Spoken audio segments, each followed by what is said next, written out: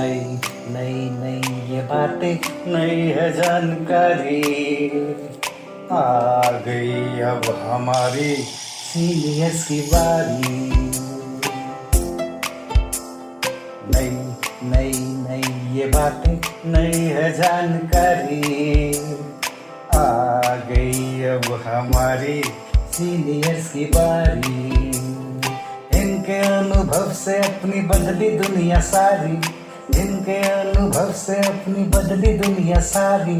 टाटा टाटी नाना नानी करते बातें प्यारी, सुन लो तुम समझ लो तुम, हाँ सुन लो तुम समझ लो तुम, सुन लो तुम समझ लो तुम, बात ये हमारी। खुश रखोगे इनको तो होगी खुशी तुम्हारी।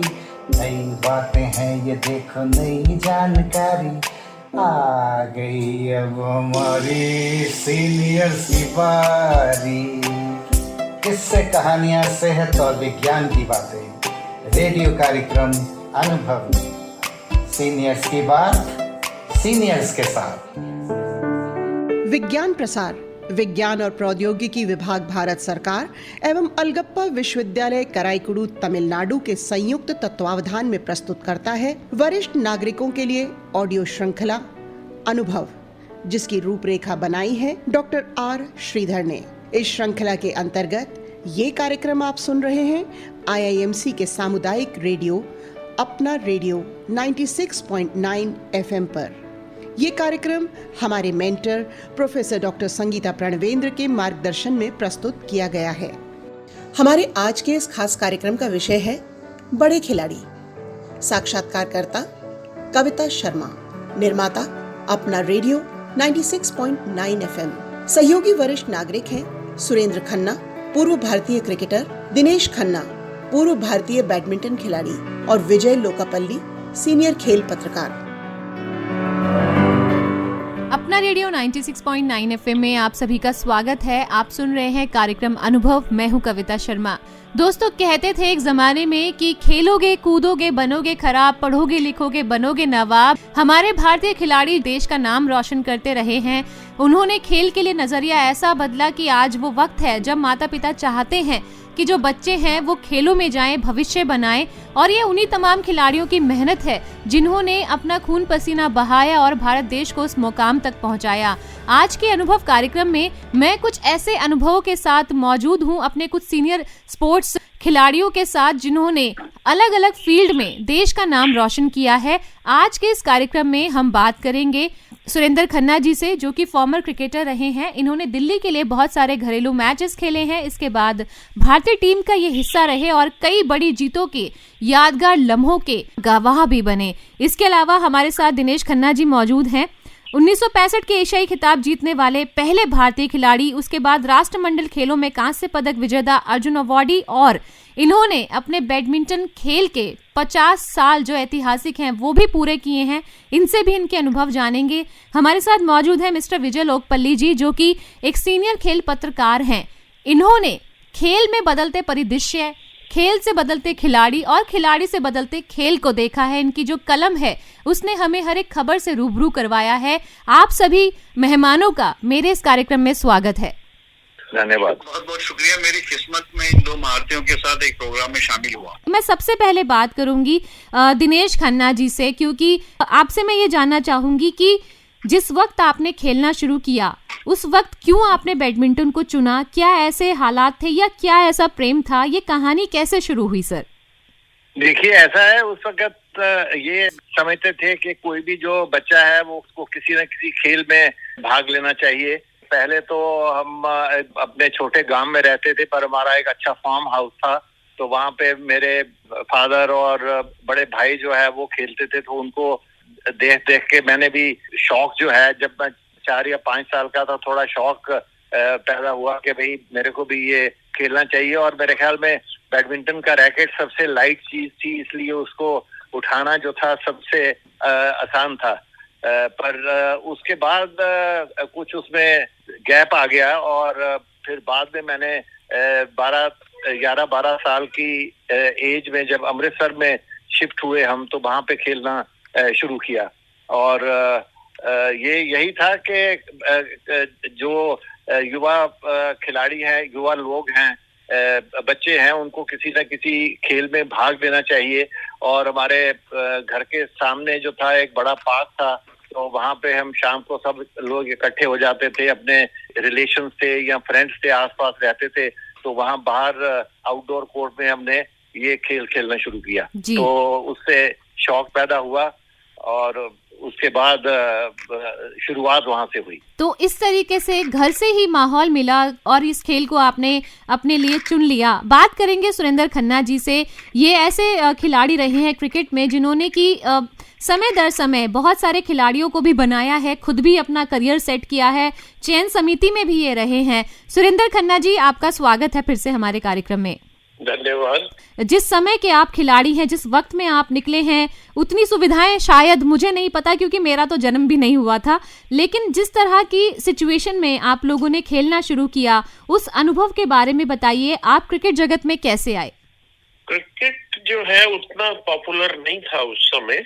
एक हीरो वर्शिपिंग होती है और मेरा ख्याल दिनेश जी मेरे से भी सीनियर हैं। उस समय फैमिली जो थी वो भी उतना खेलों को, हम जिस middle class, lower middle class, हम मेरे वालिद साहब जैसे पार्टीशन के बाद लाहौर से आए थे। मेरी पैदाइश दिल्ली में हुई, अपना नोवेल्टी सिनेमा के पीछे तोता मैना गली है उसमें। तो उस समय जोर जो था वो रिफ्यूजी जो थे कि भाई पढ़ाई लिखाई अच्छी कर जाएं। मेरे अंकल जो हैं, जिनको मुझे 25 साल की उम्र में पता चला वो हमारे चाचा हैं, वो चार्टर्ड अकाउंटेंट बने हमारे साथ ही। मेरे वालिद साहब सबसे बड़े थे तो उन्होंने ही पाला। हमारे दादा की डेथ हो गई थी लाहौर पे। तो घर में माहौल तो पढ़ाई का था। मैं 92-94% नंबर लेता था छोटी क्लासों में। तो एक ओवरऑल जैसे घर के पास पार्क है उसके अंदर जाके खेला, क्योंकि उस समय ये मोबाइल फोन, कंप्यूटर, लैपटॉप ये चीजें तो होती नहीं थी। इवन जो किताबों के लिए हमें दिल्ली पब्लिक लाइब्रेरी में जाना पड़ता था। स्कूलों में भी बहुत कम जो है वो बुक्स अच्छी अवेलेबल होती थी। Shaktinagar number 1 school, government school में मैं जब पढ़ता था, मेरा क्लबमेट, स्कूलमेट, क्लासमेट था, वो सोनेट क्लब में जाता था। तो उसने मेरे को बोला, वो टोरंटो में Gurcharan Singh left arm spinner होता था, दिल्ली के लिए खेला, बहुत ही बेहतरीन बॉलर था और बहुत ही मेरा जिगरी यार है, बेहतरीन इंसान है। आज भी सोचो 50-52 साल के बाद भी हम थैंक्स टू मोबाइल फोन की रोज बात होती है उसके साथ। तो वो मेरे को पकड़ के ले गया कि तू सोनेट क्लब में चल, सोनेट क्लब में चल। बिरला स्कूल के अंदर उस समय नेट चलता था, तारक सिन्हा चलाते थे। तो बस वहां पे गए और वैसे मैं और खेल खेलता था, जैसे दिनेश खन्ना साहब का मैं बताऊं, को सुन के शायद हैरानगी हो। इनको रिटर्निंग मशीन कहते थे। ये डिफेंस इनका इतना सॉलिड था कि ये थका देते थे अपने ओपोनेंट को। जैसे हमारे गावस्कर साहब थे ना, गेंदें छोड़ छोड़ के फास्ट बॉलर्स को थका देते थे, उस तरह की शैली का खेलता था। फरूक इंजीनियर साहब के खेल के ऊपर मैंने अपने को मॉडल किया था। बैटिंग और ओपनिंग, विकेट कीपिंग, देखो तय ऊपर वाला करता है। जी, हम कितनी बड़ी बड़ी बातें कर ले। कविता, मैं तेरे को एक बात बताऊं घर वालों ने जोर लगाया कि हम इंजीनियर बने। मैंने चार्टर्ड अकाउंटेंसी नहीं करनी थी, मैंने मैकेनिकल ड्राइंग ले ली। मैंने अपने वालिद साहब को और प्रिंसिपल को कहा फर्स्ट डिवीजन लाऊंगा। मैं नॉर्थ जोन स्कूल कैलकाटा खेलने गया था एक हफ्ता पहले अपने बोर्ड के एग्जाम से, और मैंने फर्स्ट डिवीजन ली। फिर मेरे को ये रोग लग गया क्रिकेट का और मैं हिंदू कॉलेज चला गया। हरी गिडवानी मेरे घर पे आ गया। मेरे फादर से बोला उसने कि जी ये क्रिकेटर अच्छा बन सकता है सर, इसको आप हिंदू कॉलेज में करा दो। खासकर मेरे फादर ने जो है, अब वो है नहीं, उन्होंने मेरे अंकल की जो है वो बहुत स्ट्रांगली कह रहे थे इसे सीए करवानी है, ये जो है पढ़ सकता है, ये बहुत अच्छा है, इसका आईक्यू। लेकिन उन्होंने कहा तूने सीए करनी थी, मैंने तेरे को सीए करवाई। अब ये खेलना चाहता है, इसको 4-5 साल खेलने दे। और मैं मेरे ख्याल 3 साल में ही रणजी ट्रॉफी में आ गया। 76 के अंदर 77 में मैंने कॉलेज फिनिश किया और 79 में वर्ल्ड कप टीम में, इंग्लैंड में 79 वर्ल्ड कप। 84 में पहला एशिया कप। जैसे एशियन चैंपियन खन्ना साहब बने, हम भी खन्ने हैं तो पीछे थोड़ी जाएंगे, हम भी हीरो बने। तो वो कहावत जो तूने स्टार्ट किया ना कविता जी, वो एकदम दुरुस्त है कि खेल को अच्छा नहीं माना जाता था उस समय। और हम बहुत फॉर्चुनेट हैं, मेरे ख्याल खन्ना साहब की, उनके बड़े भाई और वालिद साहब उन्होंने सपोर्ट किया।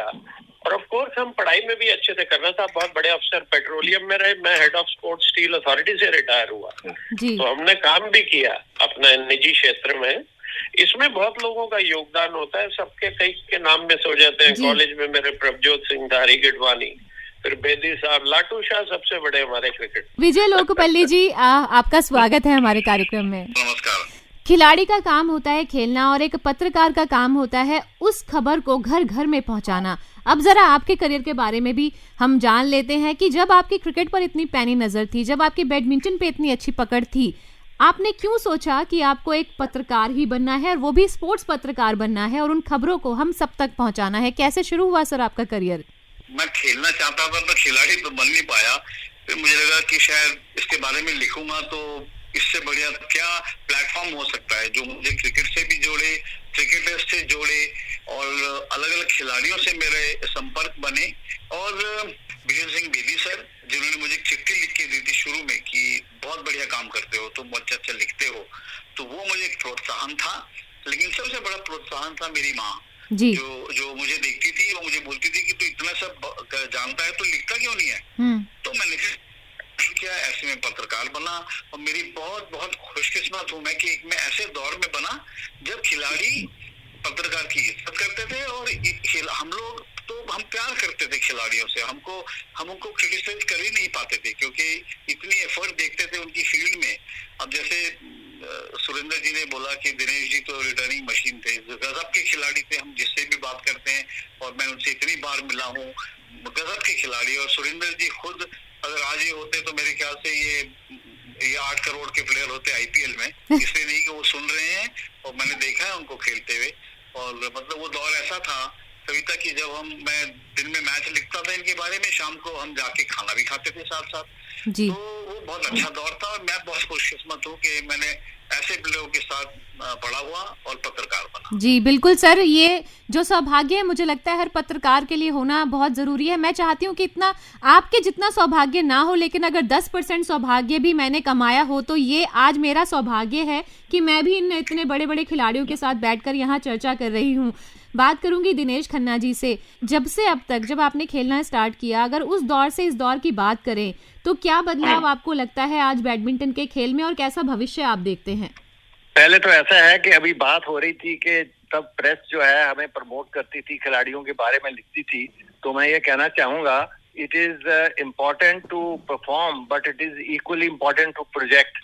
उसको घर घर में जो लेके जाते थे, जैसे ये लोकपाली हैं या ये सारे हमारे जो प्रेस में थे, आर श्रीमान थे, एमएल कॉल थे, रॉन हेंड्रिक्स थे, इन लोगों ने जो है हमारी जो अचीवमेंट्स हैं उनको घर घर में पहुंचाया है। तो अगर ये नहीं होते तो जो स्पोर्ट्समैन है उसको कोई ज्यादा जानता नहीं होता और उनकी इतनी कदर नहीं होती। तो मैं इनको धन्यवाद देना चाहूंगा कि ये इनका जो इनकी कलम है, वो कहते हैं the pen is mightier than the sword, और लिखने में इनके जो पुराने लेख थे उनको देख के पढ़ के मजा आ जाता था। और मैं ये कहूंगा कि जैसे अभी सुरेंद्र जी ने भी बताया, मैंने इंजीनियरिंग की है और जब पंजाब इंजीनियरिंग कॉलेज चंडीगढ़ से जब हमारे इंटरमीडिएट के मार्क्स आते थे उसके बेसिस के ऊपर मेरे को एडमिशन के लिए वहां से जब मैंने अप्लाई किया तो एडमिशन हो गई। तो घर में काफी सोच विचार हुआ कि बैडमिंटन, क्योंकि मैं 2 बार फाइनलिस्ट रह चुका था नेशनल्स का जूनियर्स में, मेरे को इंजीनियरिंग में जाना चाहिए या मेरे को स्पोर्ट्स के ऊपर कंसंट्रेट करना चाहिए। पर फिर यही फैसला हुआ कि भाई ठीक है, स्पोर्ट्स तो है जरूरी पर करियर अच्छा बनाना भी जो है वो भी एक बहुत जरूरी है।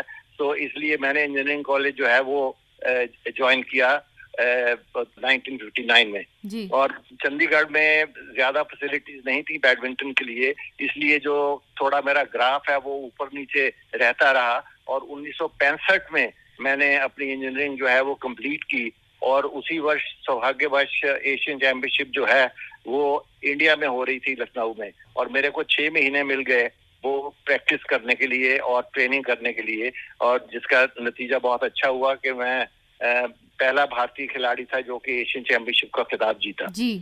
जी। तो सर अब अगर और अगर तुलना करें तब की और आज की, तो देखिए हम खेलते थे बिल्कुल अपना पैशन तो होना ही चाहिए किसी भी खिलाड़ी में, पर हमारा और कोई इंसेंटिव नहीं था। यही इंसेंटिव था कि भाई हमें अच्छा परफॉर्म करना है अपने लिए, अपने देश के लिए। और जब हम खेलते थे तो यही होता था टॉप ऑफ द माइंड में कि भाई हमें कुछ देश के लिए करके दिखाना है। और कॉमनवेल्थ गेम में पहली बार 1966 में बैडमिंटन को शामिल किया गया और मेरे को खुशी है कहने में कि मैं कांस्य पदक जीता और पहला भारतीय खिलाड़ी था एक बैडमिंटन में पदक जीतने वाला उस चैंपियनशिप में। और उसके बाद ऑल इंग्लैंड के भी सेमीफाइनल में पहुंचा मैं 1966 में और अच्छा रहा जर्नी मेरा। 1976 तक भारत के लिए खेला मैं, 15 साल के करीब, 1961 से लेकर 1976 तक। पर हमारे समय में हमें अपनी जेब से खर्च के कई बार जाना पड़ता था, शटल्स अपनी लेनी पड़ती थी, रैकेट अपने लेने पड़ते थे, कोई इक्विपमेंट सपोर्ट नहीं थी, स्पॉन्सरशिप नहीं थी, पर वो जुनून था, एक जोश था जिसने कि हमें मोटिवेट किया कि हम अंतर्राष्ट्रीय स्तर के ऊपर एक अच्छा परफॉर्म करें। जी बिल्कुल, आपका जो अनुभव है वो इतना ज्यादा सर हम सबके लिए प्रेरणादायक है कि आपके नक्शे कदम पर चलकर, आपको फॉलो करके, इंस्पायर होकर आपसे बहुत अच्छे अच्छे खिलाड़ी बैडमिंटन पे इस वक्त हमारे पास हैं। सुरेंद्र खन्ना जी के पास मैं जाऊंगी और सर मैं आपसे भी सेम मेरा प्रश्न है कि वक्त बदला है, आपने वक्त को बदलते हुए देखा है, जरा हमें बताइए कि तब से अब तक क्रिकेट में क्या बदला है और भविष्य क्रिकेट का क्या है इंडिया में? टेक्निकल उस पे देखो तो आज भी क्रिकेट जो है वो 22 गज की विकेट है, स्टंप्स की हाइट भी उतनी है, गेंद भी 5.5 पौने 6 आउंस की है। हाँ, पिंक, व्हाइट और रेड जो है वो फॉर्मेट्स बदल गए हैं और सबसे जो बदलाव है कलर्ड क्लोथिंग आ गई है। रूल्स जो है वनडे T20 में बल्लेबाजों की फेवर में हो गए, बैट इक्विपमेंट बहुत अच्छे हो गए, लाइटों में मैच शुरू हो गए। हम लोग उस समय खेलते थे अपने शौक के लिए, देश की सेवा के लिए, स्टेट की सेवा के लिए। मैंने दिल्ली को पहली रणजी ट्रॉफी जिताई। मैंने जब पहली रणजी ट्रॉफी दिल्ली जीती तो विकेट कीपर, बतौर विकेट कीपर होते हुए चंद्रशेखर प्रसन्ना के ऊपर बैंगलोर में, कर्नाटका में, उनके घर में सेंचुरी इन ईच इनिंग्स मारी। I am the only wicket keeper to do that जी। और फिर देश को एशिया कप पहला जिताया, वहां पे मैन ऑफ द टूर्नामेंट हुआ, दोनों मैचों में man of the match, best batsman, best wicket keeper, 6-7 खिताब थे। जितना भी किया 15 साल में, अगर मैं विकेट कीपर होते हुए 47-48 की एवरेज से मेरे स्कोर हैं और अनकवर्ड विकेट्स होती थी। अब मैं आ रहा हूँ टेक्निकल उसके ऊपर, डिग्री ऑफ डिफिकल्टी जिसे कहते हैं। जैसे खन्ना साहब जब खेलते थे, रैकेट जो है ना वो वुडन के होते थे, स्टील की रॉड नहीं होती थी। वो अब आई है। विजय सर, आपके पास आती हूँ और वही मेरा प्रश्न, आपने भी उस खेल को, खिलाड़ियों को बदलते हुए देखा है, तो अगर आज में आपकी कलम से या पत्रकारिता में, कलम में अगर हम चेंजेस की बात करें तो क्या क्या बदलाव आपको लगता है स्पोर्ट्स के नजरिए से हुए हैं? Kavita, Surendra ji is very very kind, Dinesh ji तो ऑब्वियसली ही is from an era where people respected each other. पर मैं ये कहूंगा कि आज खेल भी बदल गया, खिलाड़ी भी बदल गए। फैंस होते हैं खिलाड़ियों के, लेकिन गेम की कॉस्ट पे नहीं होते हैं। खिलाड़ी गेम से ऊपर नहीं हो सकता है। देखिए क्रिकेट कितना बदल गया, टेस्ट क्रिकेट कितना पीछे चला गया है। सब तरफ पुराने खिलाड़ियों में मायूसी है कि गेम की जो छवि है वो बदल गई है। मैं कहता हूँ अगर कोई खिलाड़ी फील्ड पे परफॉर्म करता है तो ठीक है, लेकिन खेल की छवि बिल्कुल बदल गई है। और बीच में आपको याद होगा दिनेश जी ने बोला था कि प्रोफेशन हो गया है। और प्रोफेशन, एमेच्योर खिलाड़ी और प्रोफेशनल खिलाड़ी में फर्क होता है। पर हमारे यहाँ प्रोफेशनलिज्म मीन्स कितना पैसा आ रहा है। बाहर का प्रोफेशनल खिलाड़ी जब मैदान में उतरता है वो अपना बेस्ट देता है, वो अपने वो फैंस की कदर करता है। हमारे यहाँ पे वो सब मिसिंग है। मैंने खुद देखा है, दिनेश जी इतने सारे बच्चे हैं, उनको ट्रेनिंग दे रहे हैं, फिर उनको ऑटोग्राफ दे रहे हैं, फोटो खिंचा रहे हैं। वही सुरेंद्र जी को भी मैंने देखा है ग्राउंड पे, वक्त देते हैं यंगस्टर्स को, उनको समझाते हैं, सिखाते हैं, एकेडमी में जा के हेल्प करते हैं। वो सब चला गया। और इसलिए मैं फिर से एक बार कहूंगा जाते जाते कि मैं अपने आप को बहुत बहुत फॉर्चुनेट समझता हूँ कि मैंने दिनेश जी को खेलते हुए देखा दूर से, जाना बाद में उनको, और सुरेंद्र जी को मैं उनके करियर की शुरुआत से जानता हूँ और मेरे बहुत अच्छे मित्र हैं। और मतलब ये कुछ मैंने पाया है प्रोफेशन से कि प्लेयर को इज्जत देना, और आप इज्जत देंगे तो आपको इज्जत भी मिलेगी। जी बिल्कुल सर, जिस तरीके से दौर बदला है, खेल बदले हैं, फॉर्मेट बदले हैं, और ये आप सबके अनुभव जो आपने आज मेरे साथ शेयर किए हैं, मैं उम्मीद करूंगी सर आप सबका रिश्ता आपस में ऐसे ही बना रहे और आप हम सबके लिए ऐसे ही प्रेरणा बने रहे। कविता, एक बात मैं कहनी चाहूंगा, आई नो आपका टाइम ओवर हो गया है। बदलाव जो आए हैं बैडमिंटन में, जैसे कि मैंने कहा कि हमारे टाइम में गेम बिल्कुल एमेच्योर थी, उसके बाद जो है गेम जो है बैडमिंटन प्रोफेशनल हुई और 1979 में, उसके बाद 1992 में ओलंपिक्स में इसको इंक्लूड किया गया, जिसके बाद और प्रोफेशनल पहले ही हो चुकी थी, प्राइज मनी उसमें आ चुका था। तो लोग जो है इसको एक प्रोफेशन की तरह, व्यवसाय की तरह अब लेके खेलते हैं, ना कि हमारी तरह, क्योंकि हम एज एमेचर्स खेलते थे। हम जो अपना ऑफिस का काम होता था वो भी पूरा करते थे, और जो हमारा समय जो बाद में हमें समय बचता था, जो समय हम दे सकते थे उसमें हम खेल को समय देते थे। तो इसमें सबसे बड़ा बदलाव ये आया है कि आज जो है आप एक इसको फुल टाइम प्रोफेशन लेके जो है वो कर रहे हो, और आपका यही बेसिक व्यवसाय और आपका प्रोफेशन है, जो कि हमारे समय में नहीं था। जी, आप सब लोग सर मेरे साथ जुड़े, अपने अपने अनुभव मेरे साथ शेयर किए, बहुत बहुत धन्यवाद सर। Thank you. तो दोस्तों, जिस तरह से हमारे खिलाड़ियों और वरिष्ठ पत्रकार विजय लोकपल्ली जी ने बताया है कि किस तरह से खिलाड़ी और एक पत्रकार के रिश्ते रहते थे, उन्होंने हमेशा से देश को प्रायोरिटी दी और वो देश के लिए ही खेले। लेकिन आज के वक्त में जो सबसे बड़ा बदलाव है खेलों में, देश के लिए तो हम अब भी खेलते हैं, लेकिन हम उसे एज अ प्रोफेशन चूज करते हैं। और ये खेलों में सबसे बड़ा एक बदलाव उस वक्त से लेकर इस वक्त तक रहा है, जिसका अनुभव mister Surendra Khanna, farmer cricketer, mister Dinesh Khanna, farmer badminton player, और विजय लोकपल्ली जो कि सीनियर खेल पत्रकार हैं, उन्होंने हमारे साथ अपने अनुभव शेयर किए। इस कार्यक्रम में सिर्फ इतना ही। कविता शर्मा को दीजिए अनुमति। नमस्कार। अभी आप विज्ञान प्रसार, विज्ञान और प्रौद्योगिकी विभाग, भारत सरकार एवं अलगप्पा विश्वविद्यालय कराईकुड़ू, तमिलनाडु के संयुक्त तत्वावधान में प्रस्तुत की गई वरिष्ठ नागरिकों के लिए ऑडियो श्रृंखला अनुभव सुन रहे थे, जिसकी रूपरेखा बनाई है डॉक्टर आर श्रीधर ने। इस श्रृंखला में ये कार्यक्रम आपने सुना अपना रेडियो 96.9 FM सामुदायिक रेडियो पर। ये कार्यक्रम हमारे mentor professor doctor Sangeeta Pranvendra के मार्गदर्शन में प्रस्तुत किया गया।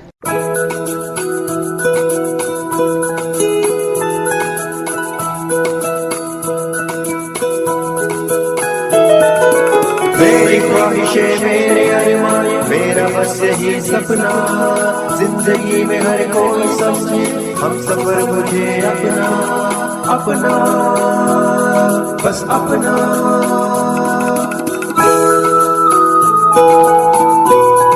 अपना रेडियो 96.9 FM